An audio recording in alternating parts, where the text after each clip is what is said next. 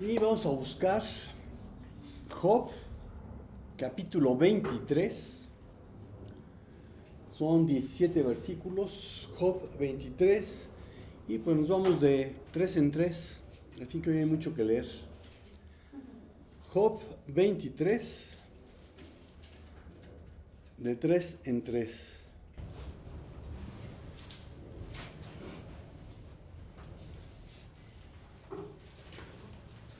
Oh, ok. Entonces Job respondió: aún hoy mi queja es rebelión, su mano es pesada, y a pesar de mi gemido, ¿quién me dirá saber dónde encontrarlo para poder llegar hasta tu trono? Ante él expondría mi caso, llenaría mi boca de argumentos, podría conocer su respuesta y trataría de entenderla. ¿Disputaría él conmigo con todo su poder? Claro que no, ni me acusaría. Allí el justo razonaría con él, y yo escaparía para siempre de mi juez. He aquí yo iré al oriente, y no lo hallaré, y al occidente, y no lo percibiré. Si muestra su poder al norte, yo no lo veré, al sur se esconderá, y no lo veré. Mas él conoce mi camino, me probará y sabré como otro. Mis pies han seguido sus pisadas, guardé su camino y no me aparté. Del mandamiento de sus labios nunca me separé, guardé las palabras de su boca más que mi comida. Pero Él es único y quien lo hará cambiar. Lo que desea su alma, eso hace, porque Él hace lo que está determinado para mí, y muchos decretos como estos hay en Él. Por tanto, me espantaría ante su presencia. Cuando lo pienso, siento terror de Él. Dios ha enervado mi corazón y me ha turbado el omnipotente. ¿Por qué no fui yo cortado delante de las tinieblas, ni fue cubierto con oscuridad mi rostro? Bien. Y el mensaje se titula No eres Dios. Hay una expresión latina, memento mori, que significa recuerda que morirás. Su origen parece remontarse a la antigua Roma, en la que después de un triunfo militar, un esclavo durante la procesión ceremonial seguía al general victorioso. Y según el testimonio de Tertuliano, el papel del esclavo era susurrarle periódicamente: Respice poste te, hominem te esse memento mori. Mira hacia atrás, recuerda que eres mortal, recuerda que debes morir. El general era obligado a recordar que la victoria, como la vida, es fugaz, y a no darla por sentada. Así se pretendía evitar la soberbia de quienes gozaban del éxito en un momento determinado. Parece ser que el Senado romano obligaba a esta tradición, tratando de evitar los excesos que provocaba el éxito y que posteriormente solían desembocar en abusos de poder. Lo bueno es que eso ya no pasa. Respice poste te hominem te esse memento. Mira atrás de ti, recuerda que eres un hombre y no un Dios. Y esa es una expresión que nos convendría recordar. Pues hay situaciones en que tendemos a actuar como algunos personajes bíblicos, reclamándole a Dios. Y vamos a ver a Moisés, Éxodo 14 del 9 al 31. Entonces, pues de 3 en 3 porque son bastantes. Éxodo 14 del 9 al 31. ¿Empiezo yo? Sí. ¿Ok? De 3 en 3. De 3 en 3. Amén. Siguiéndolos, pues los egipcios, con toda la caballería y carros de Faraón, su gente de a caballo y todo su ejército, los alcanzaron acampados junto al mar, al lado de Pirairo, algo así, delante de Baal-Zephón. Y cuando Faraón se hubo acercado, los hijos de Israel alzaron sus ojos, y aquí que los egipcios venían tras ellos. por lo que los hijos de Israel temieron en gran manera y clamaron a Jehová. Y dijeron a Moisés, ¿no había sepulcros en Egipto que nos has sacado para que muramos en el desierto? ¿Por qué has hecho así con nosotros, que nos has sacado de Egipto?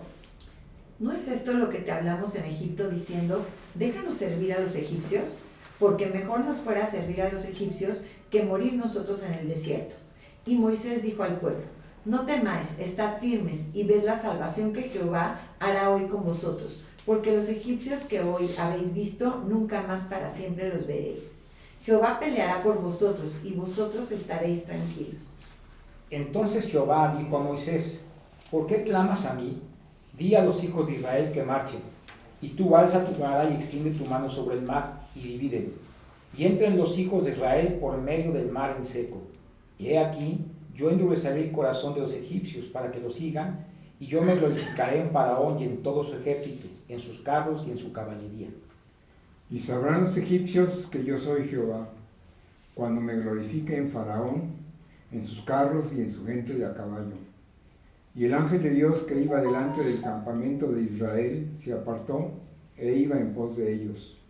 Y asimismo la columna de nube que iba delante de ellos se apartó y se puso a sus espaldas. E iba entre el campamento de los egipcios y el campamento de Israel. Y era nube y tinieblas para aquellos, y alumbraba a Israel de noche. Y en toda aquella noche nunca se acercaron los unos a los otros. Y extendió Moisés su mano sobre el mar, e hizo Jehová que el mar se retirase por recio viento oriental toda aquella noche, y volvió el mar en seco, y las aguas quedaron divididas. Entonces los hijos de Israel entraron por el medio del mar en seco, teniendo las aguas como muro a su derecha y a su izquierda. Y siguiéndoles los egipcios, entraron tras ellos hasta la mitad del mar, toda la caballería del faraón, sus carros y su gente de a caballo. Cuando ya estaba por amanecer, el Señor miró al ejército egipcio desde la columna del fuego y de nube, y sembró la confusión entre ellos. Hizo que las ruedas de sus carros se astacaron, de modo que se les hacía muy difícil avanzar. Entonces exclamaron los egipcios, aléjanos de los israelitas, pues el Señor está peleando por ellos y contra nosotros.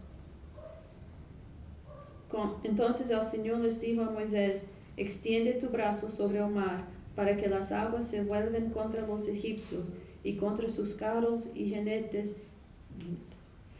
Sí. Y Moisés extendió su mano sobre el mar, y al amanecer el mar regresó a su estado normal, y los egipcios al huir y se encontraban con él. Así derribó el Señor a los egipcios en medio del mar. Las aguas volvieron y cubrieron los carros de las caballerías y todo el ejército de Faraón que había entrado tras ellos en el mar. No quedó ninguno de ellos. Pero los israelitas pasaron en seco por medio del mar, y las aguas les eran como un muro a su derecha y a su izquierda. Así salvó Jehová aquel día a Israel de mano de los egipcios. Israel vio a los egipcios muertos a la orilla del mar. Y vio Israel aquel grande hecho que Jehová ejecutó contra los egipcios. Y el pueblo temió a Jehová, y creyeron a Jehová y a Moisés su siervo. Amén. El versículo 29, donde dice que eran como un muro a su derecha y a su izquierda, cuando uno tiene la Biblia en papel, la estudiantencia, esa parte, cuando uno abre, por la manera como está el texto en hebreo, parece que hay un muro en ambas páginas. Eso me lo enseñó un amigo judío mesiánico hace rato. Pero solamente se ve en el papel, en electrónico no se ve. Y esta escena me gusta en la película que hizo Charlton Heston, Los 10 Mandamientos, pero me gusta mucho más en El Príncipe de Egipto, la de caricaturas. Me gustan mucho más los efectos, que creo que se llevaron no sé cuántos miles de horas para lograr eso. Al Señor no le costó trabajo hacer eso.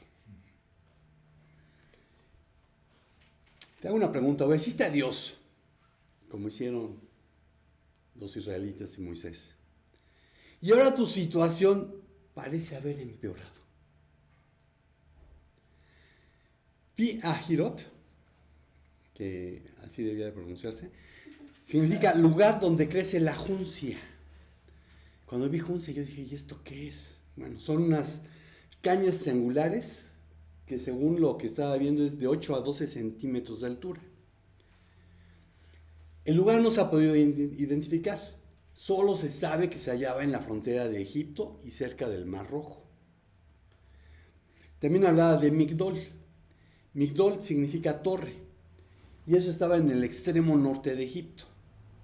Y Baal Zafón significa Señor del Norte, que es un lugar en Egipto cerca del Mar Rojo.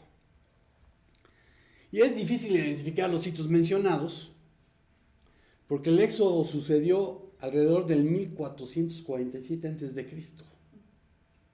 Estamos hablando de más de 3.000 años.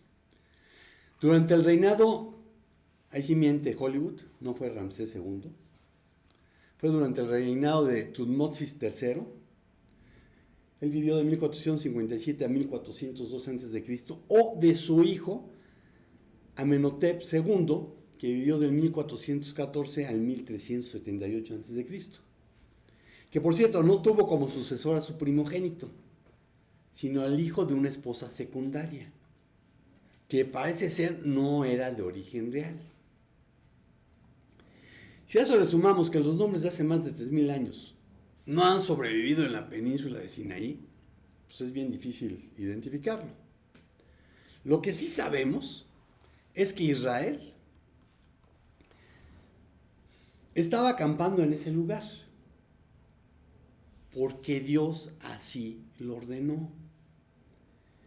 Y que Faraón llegó a la conclusión de que fue un error dejar ir a sus esclavos y decidió ir por ellos. Ahora, recuerda que Egipto simboliza el pecado y Faraón al diablo. Cuando estás obedeciendo a Dios, no obstante lo que digan los mercachifles del Evangelio de la Prosperidad, de que una vez que llegas a Cristo todo va a ser miel sobre hojuelas, no es así. Puedes estar seguro que el enemigo va a tratar de atemorizarte para que regreses a ser su prisionero, practicando tu pecado favorito. Pero nuestro Redentor lo dejó bien claro. Estas cosas os he hablado para que en mí tengáis paz. En el mundo tendréis aflicción, pero confiad, yo he vencido al mundo. Así que el enemigo va a buscarte no una, sino varias veces. ¿Por qué habrías de ser tú diferente a Cristo? Lo hizo con el Salvador. Cuando el diablo acabó toda tentación, se apartó de él por algún tiempo. Después de que lo tentó en el desierto, se apartó. Ya dejó de dar lata. No, por algún tiempo. Así que durante el ministerio de Jesús, el diablo estuvo volviendo y volviendo a dar lata. Lo mismo va a suceder contigo. No puedes decir, ya lo vencí. Ya, me va a dejar de dar lata. No, ese no descansa.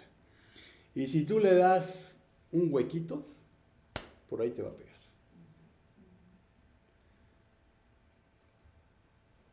Y aquí vemos la respuesta que Dios le dio a Moisés. ¿Por qué clamas a mí? Dile al pueblo que marche.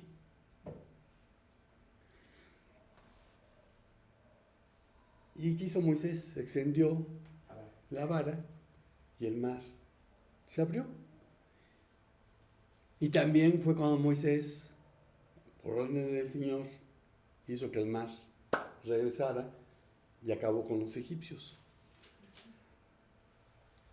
Hay un canto en la película esta del príncipe de Egipto, Ashira, alaba, una vez que cruzaron el Mar Rojo.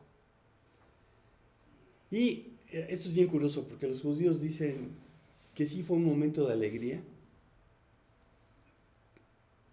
pero que Dios también estaba llorando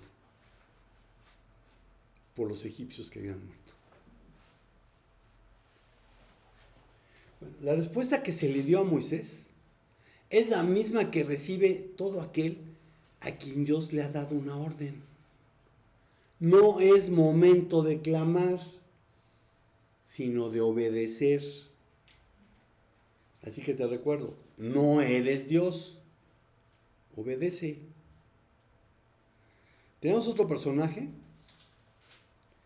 Josué, y vamos a buscarlo en Josué 7 del 1 al 15, y pues seguimos de 3 en 3. Josué 7 del 1 al 15.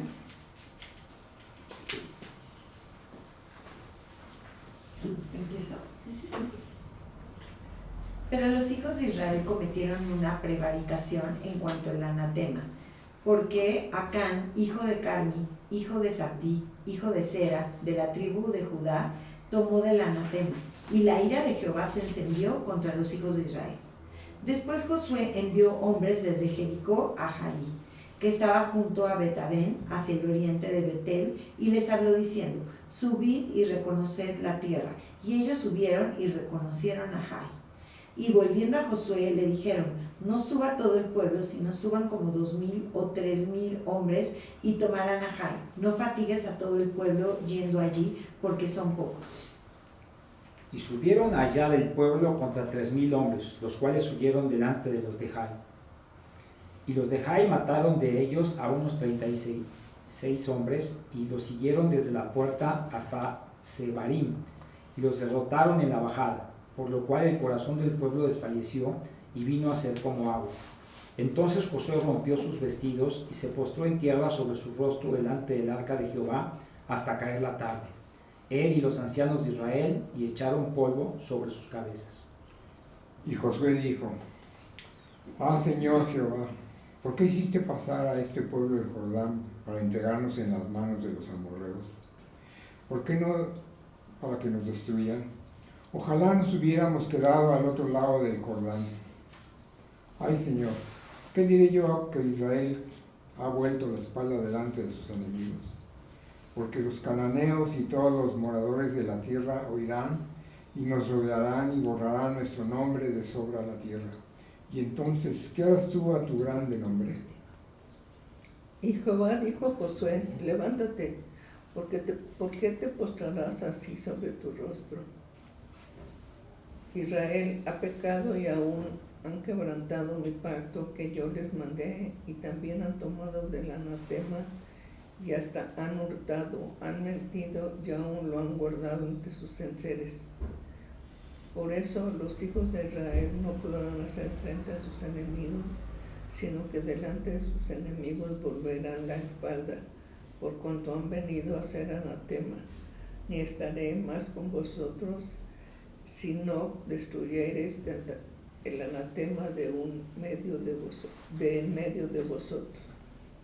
Levántate, purifica al pueblo, diles que se consagren para presentarse ante mí mañana, y que yo, el Señor, Dios de Israel, declaro: la destrucción está en medio de ti, Israel. No podrás resistir a tus enemigos hasta que hayas quitado el oprobio que está en el pueblo. Mañana por la mañana se presentarán por tribus. La tribu que yo señalé por suertes presentará a sus clanes. El clan que el Señor señale presentará a sus familias, y la familia que el Señor señale presentará a sus varones. El que sea sorprendido en posesión del botín de guerra destinado a la destrucción será quemado junto con su familia y sus posesiones, pues ha violado el pacto del Señor y ha causado el oprobio a Israel. Amén. Te pregunto, ¿has pecado desobedeciendo a Dios y estás en una situación angustiosa? Ay significa montón de ruinas. Jericó, una ciudad amurallada, cerrada a cal y canto, había caído, obedeciendo las órdenes de Dios. La siguiente, era una ciudad que debía haber sido tomada con mayor facilidad. Manda 2,000 o 3,000 cuando mucho, no hay por qué ir todos. Y mataron a 36. Pero los israelitas habían desobedecido al Señor, conservando lo que Él había decidido que fuera destinado a la destrucción. Y en nuestra mentalidad posmoderna, que exalta al individuo y minimiza o ignora lo que las acciones de una sola persona afectan a la sociedad, a pesar de lo que se debiese haber aprendido con la pasada pandemia, se piensa que solo Acán debiese haber pagado por las consecuencias de su pecado. Sin embargo, como John Donne, este hombre vivió en 1572 a 1631, lo expresó en un poema. Dijo: ninguna persona es una isla. La muerte de cualquiera me afecta, porque me encuentro unido a toda la humanidad. Por eso, nunca preguntes por quién doblan las campanas.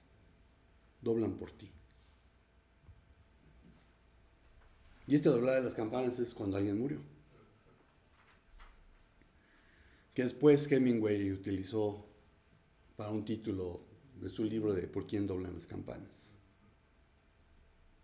Pero es del siglo XVI y XVII la frase, el poema. Cuando Josué levantó su queja ante Dios, la respuesta no fue Acán ha pecado, sino Israel ha pecado. Vivimos en un mundo que, tal y como nos fue dicho, muchos se apartarán de mí, se traicionarán unos a otros y se odiarán.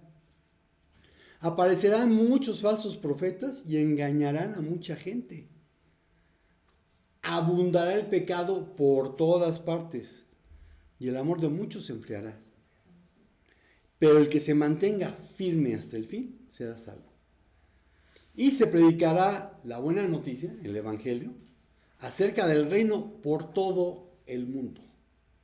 De manera que todas las naciones, y cuando me encuentro las naciones aquí en la Biblia, está haciendo una diferencia entre el pueblo de Israel y los que no son judíos. Cuando habla de las naciones, se está refiriendo a todos los que no son judíos. Diríamos a todos los gentiles. Bueno, dice, de manera que todas las naciones la oirán y entonces vendrá el fin.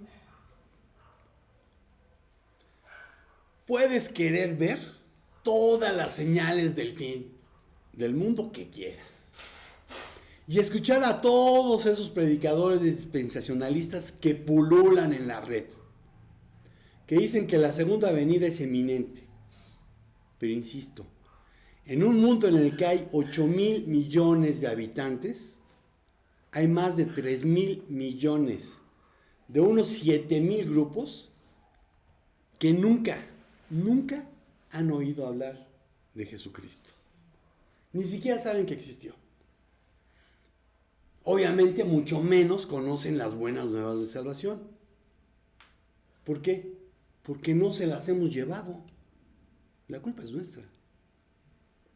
Recuerda que es pecado saber lo que se debe hacer y luego no hacerlo. Y tú has oído hasta el cansancio, porque es mis versículos favoritos. No les toca a ustedes conocer la hora ni el momento determinados por la autoridad misma del Padre. Pero cuando venga el Espíritu Santo sobre ustedes, y si naciste de nuevo, el Espíritu Santo ya vino sobre ti. Recibirán poder y serán mis testigos, tanto en Jerusalén como en toda Judea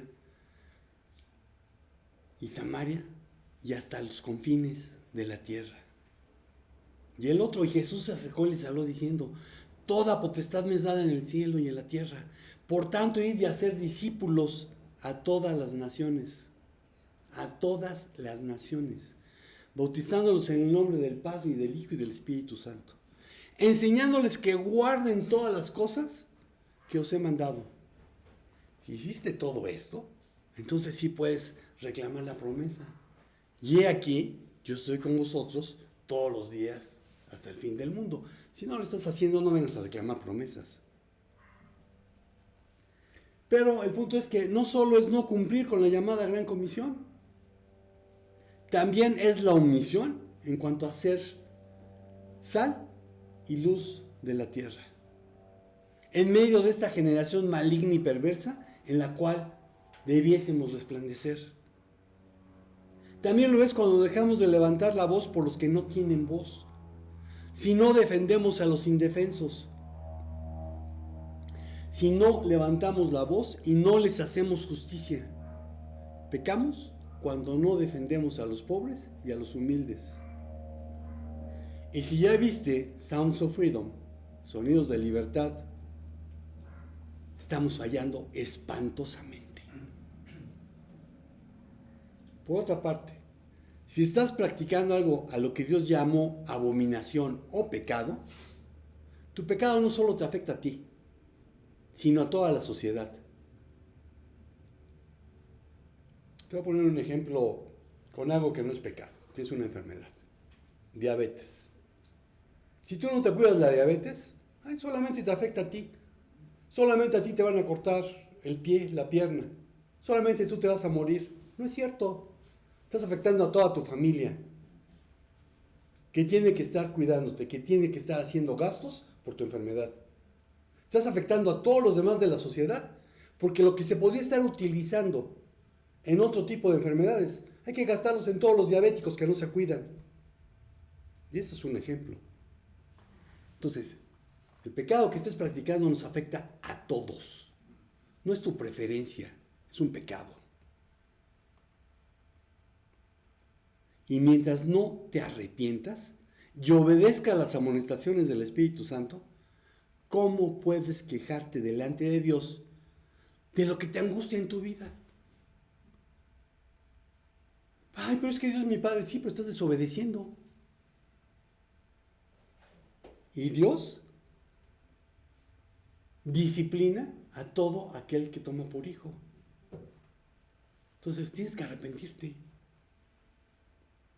Y te recuerdo, no eres Dios, obedece. Y tenemos otro personaje, a Job. Job capítulo 36, del 1 al 33. Aquí vamos de 4 en 4. Job 36, del 1 al 33. Entonces, Eliú siguió hablando. Déjame seguir y te mostraré la verdad, porque no he terminado de defender a Dios. Presentaré argumentos profundos a favor de la justicia de mi Creador. Estoy diciendo solamente la verdad, porque soy un hombre de gran conocimiento. Dios es poderoso, pero no desprecia a nadie. Él es poderoso tanto en fuerza como en entendimiento. No otorgará vida al impío, pero a los afligidos dará su derecho. No apartará de los justos sus ojos. Antes bien con los reyes los pondrá en trono para siempre, y serán exaltados. Y si estuvieron prendidos en grillos y aprisionados en las cuerdas de aflicción, Él les dará a conocer la obra de ellos, y que prevalecieron sus rebeliones. Despierta además el oído de ellos para la corrección, y les dice que se conviertan de la iniquidad. Si oyeren y les sirvieren, acabarán sus días en bienestar y sus años en dicha, pero si no oyeren, serán pasados espada y perecerán sin sabiduría.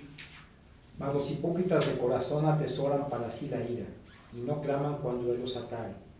Fallecerá el alma de ellos en su juventud y su vida entre los sodomitas. Al pobre librará de su pobreza y en la aflicción despertará su oído. Asimismo te apartará de la boca de la angustia al lugar espacioso, libre de todo apuro, y te preparará mesa llena de grosura. Mas tú has llenado el juicio del impío, en vez de sustentar el juicio y la justicia.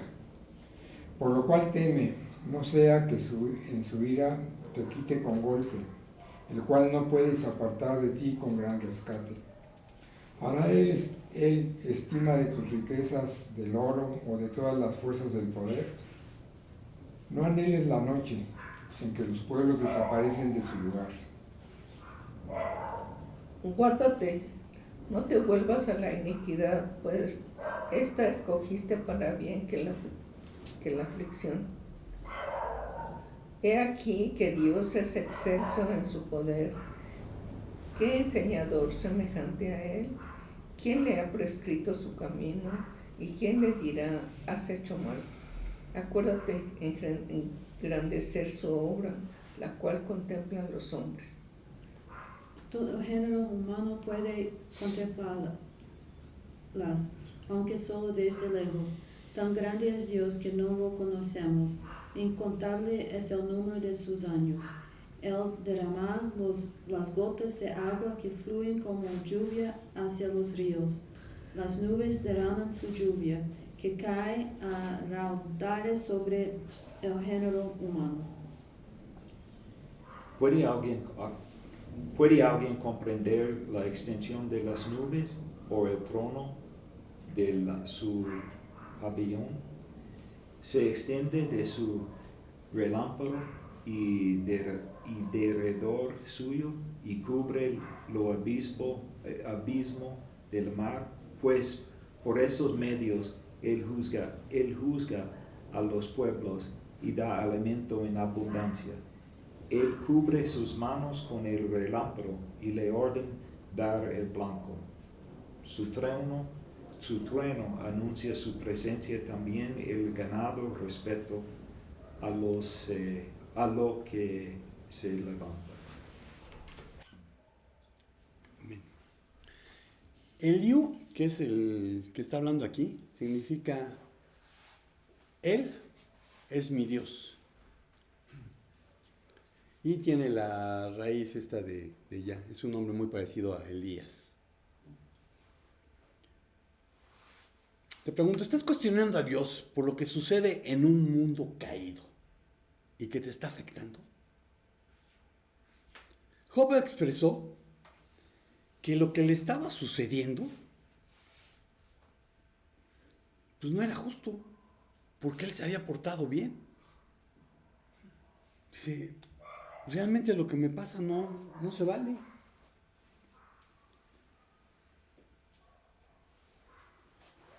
Y de hecho, lo expresa de tal manera como si estuviera diciendo, esto es un error. Dios necesita oír mi defensa. ¿Te suena conocido?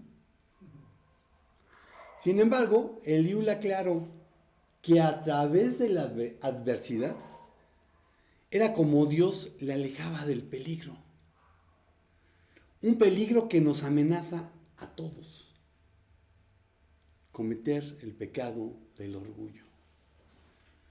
El orgullo fue lo que hizo caer al enemigo. El orgullo fue lo que hizo caer al ser humano en el jardín del Edén. Y es lo que sigue utilizando el enemigo en nuestra contra. En fútbol americano se dice, si las corridas están funcionando, ¿para qué mandas pases? Sigue corriendo. Bueno, al enemigo le ha funcionado desde el jardín del Edén trabajar con nuestro orgullo. No tiene por qué cambiar y no va a cambiar de hacerlo. C.S. Lewis en su libro El problema del dolor lo planteó de esta manera. Dios susurra y habla a la conciencia a través del placer, pero le grita mediante el dolor. El dolor es un megáfono para despertar a un mundo adormecido. Finley Peter Dunne, que vivió de 1867 a 1936, este fue un humorista, periodista y escritor en Chicago, dijo: las historias están destinadas a consolar a los afligidos y a afligir a los cómodos. Frase que se ha modificado cambiando historias por predicaciones y adjudicándosela a Charles Haddon Spurgeon, que vivió de 1834 a 1892. Pero no es de él, es de Finley. Y la verdad es que si una predicación aflige a alguien, no es gracias al predicador, sino al Espíritu Santo que convence de pecado, justicia y juicio. Conocemos la historia de Job, el por qué sufrió tantas adversidades, de cómo vino el diablo y Dios le pregunta que por dónde andaba. Pues aquí dando la vuelta por el mundo. ¿Has visto a mi siervo Job? No hay otro como él. Pues sí. Pues le has dado todo. Déjame que se lo quite y vas a ver cómo te maldice. Dice, ok. Puedes quitarle todo, pero a él no lo toques. Fue, y sabemos que se le mueren los hijos, le roban todo su ganado, lo dejan hecho una piltrafa. La mujer se queja cuando ve que Job sigue siendo fiel a Dios, le dice: ¿por qué no maldices a tu Dios si te mueres? Y hay muchos que dicen que Job tuvo una segunda esposa. El libro de Job no dice eso. Pero hay muchos que dicen que Job tuvo una segunda esposa, y es más, hasta se atreven a decir que fue Dina, la hija de Jacob, porque esta mujer no confiaba en Dios. Pero el mismo Job les puede decir: están equivocados, porque lo que le dijo a su esposa después de que ella le dice: ¿por qué no maldices a Dios si te mueres?, fue: como las mujeres necias has hablado. Hey, tú no eres así. Recapacita. Ahora, no solamente Job había perdido todo, también ella lo había perdido. Y como dirían las mamás, sí, Job perdió 10 hijos, pero ella los parió. A ella le dolieron. Bueno, regresa el diablo y Dios le dice: ya ves, te dejé que le quitaras todo y aún así sigue firme. Pues claro, no me dejas tocarlo, pero deja que lo siente en la piel y vas a ver. Ok, puedes tocarlo, pero no lo mates, respeta su vida. Viene y le toca una enfermedad de esas terribles. Y cuando llegan sus amigos, al principio actúan como, yo pienso debiésemos actuar cuando vamos a un funeral. Calladitos, hacemos acto de presencia, si podemos abrazamos a quien está de duelo, lo escuchamos. Los amigos estuvieron callados una semana, pero después llegan a la conclusión, que sigue siendo la conclusión de mucha gente hoy en día: búscate un pecadito. ¿Por qué esto está pasando? Porque cometiste un pecado. Por eso Job después dice: no, espérense, esto es un error. Cuando el diablo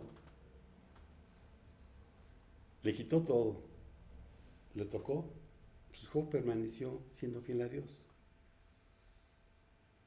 ¿Qué fue lo que hizo Dios con el diablo? Hizo una apuesta. Nosotros sabemos que esto es de alguna manera como cuando había, o como vemos en las películas, ¿no?, que hay un torneo donde hay una persona que se va a batir y el débil busca un campeón que pelee por él. Pero no es que aquí el fuerte le dijo al débil: tú eres mi campeón. Tú le vas a demostrar al diablo que puedes confiar en mí. Bueno, esa apuesta que hizo Dios con el diablo la sigue haciendo con cada uno de nosotros. Y el autor de los Hebreos dice que hay una nube de testigos que nos están observando. tanto de los buenos como de los malos.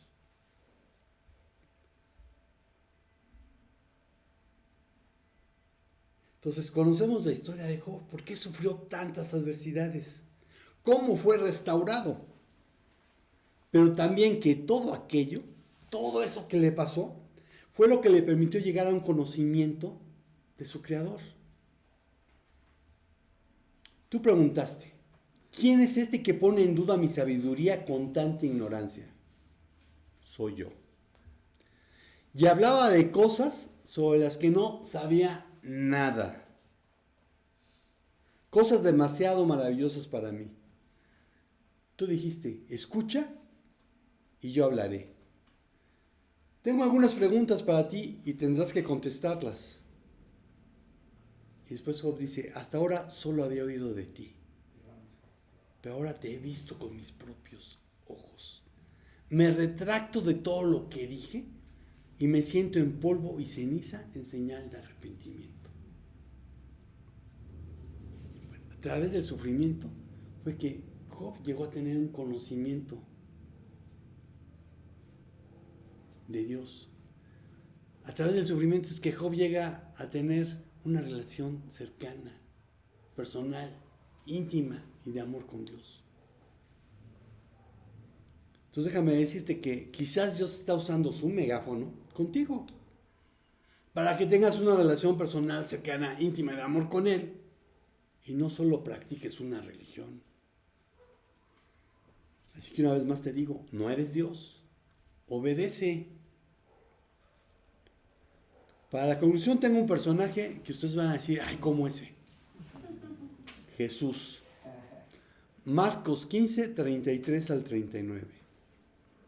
Marcos 15, 33 al 39. Y pues aquí nada más nos va a tocar a 3. Amén. Cuando vino la hora sexta, hubo tinieblas sobre toda la tierra, hasta la hora novena. Y a la hora novena Jesús clamó a gran voz, diciendo, Eloi, Eloi, lama sabactani, que traducido es, Dios mío, ¿por qué me has desamparado? Y algunos de los que estaban allí decían, al oírlo, mirad, llama a Elías. Y corrió uno y empapando una esponja en vinagre y poniéndola en una caña le dio a beber diciendo, dejad, veamos si viene Elías a bajar. Mas Jesús, dando una gran voz, expiró. Entonces el velo del templo se rasgó en dos de arriba abajo. Y el centurión que estaba frente a él, viendo que después de clamar había expirado así, dijo, verdaderamente este hombre era hijo de Dios. Amén. Moisés, Josué y Job clamaron a Dios cuestionando sus acciones, las cuales no podían entender. Pero recuerda, el que obedece no se equivoca. Y nuestro Salvador nos dio ejemplo cuando se encarnó y estuvo entre nosotros, cuando renunció a sus privilegios divinos sin dejar de ser Dios, cuando tomó forma de siervo y se hizo obediente hasta la muerte en la cruz. Bueno, la naturaleza humana de Jesús, porque recordemos que cuando se encarnó, Jesús era 100% hombre, aunque seguía siendo 100% Dios, pero sin hacer uso de sus atributos divinos, para vivir como uno de nosotros. Bueno, la naturaleza humana de Jesús también clamó y cuestionó al sentirse abandonado por Dios, cuando fue hecho pecado por nosotros, para así declararnos inocentes por medio de Él. Y la Biblia dice, y por lo que padeció, aprendió la obediencia, y habiendo sido perfeccionado, vino a ser autor de eterna salvación para todos los que le obedecen. Y fue proclamado por Dios sumo sacerdote, según el orden de Melquisedec. Respice poste hominem te esse memento mori. Mira hacia atrás. Recuerda que eres mortal. Recuerda que debes morir. Y concluyo diciendo, recuerda que eres una criatura y no el Creador. Amén. Señor, te damos gracias por ese megáfono tuyo, que es la aflicción, aunque no nos gusta. Pero como Job, Señor, fue a través de la aflicción que muchos de nosotros, si no es que todos, pudimos decir, de oídas te había oído, pero ahora mis ojos te ven. Podemos decir, como el autor a los Hebreos, que permanecemos firmes como viendo al invisible. Porque, Señor, sabemos que no necesitamos verte para saber que estás con nosotros, porque tu presencia nos es patente. Gracias por ese amor que tienes para nosotros, Señor, que no merecemos. Y pedirte que cuando estemos pasando por la aflicción, podamos discernir si es a causa de que hemos pecado o si es porque tú nos estás podando para que llevemos más fruto. Señor, si es a causa de que hemos pecado, muéstranos qué es lo que hemos hecho, cómo corregirlo y sobre todo que lleguemos a ti pidiendo perdón. Y Señor, si es a causa de que nos estás podando para dar más fruto, ayúdanos a que la poda, Señor, no nos amargue, sino que podamos ver con gozo, con los ojos que tú lo ves. Gracias una vez más por tu amor. Gracias por que en el Monte Calvario dijiste, pero no mi voluntad, sino la tuya. Gracias por ese ejemplo que nos diste. Gracias, en el nombre de Jesús. Amén. Pues, amigos y hermanos de Internet, recuerden que no son Dios. Son seres humanos, son una criatura, y que es necesario tener una relación personal, cercana, íntima de amor con el Creador Todopoderoso. Si ya la tienes, aliméntala día a día. Y si no la tienes, hoy es un buen día para que la adquieras. Si el Señor no dice otra cosa, nos vemos el próximo domingo. Estamos despedidos. Shalom, shalom.